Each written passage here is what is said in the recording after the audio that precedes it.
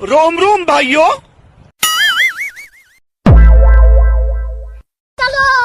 चलो क्या सीन है।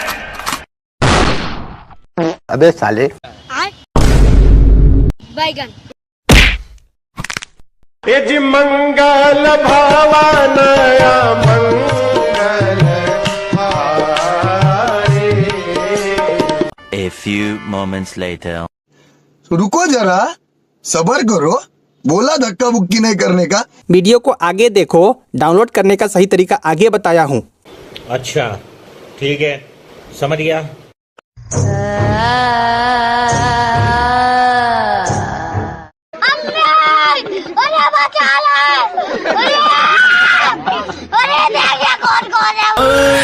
दिल भर दीदी ना भाई दीदी ना।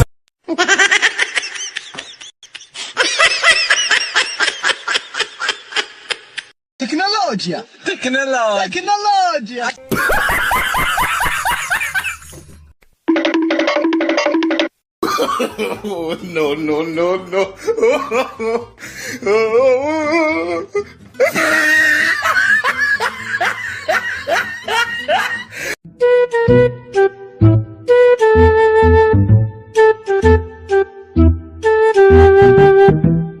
Так пацана посчитать потери, суммы нули погибают на сцене. Снова один.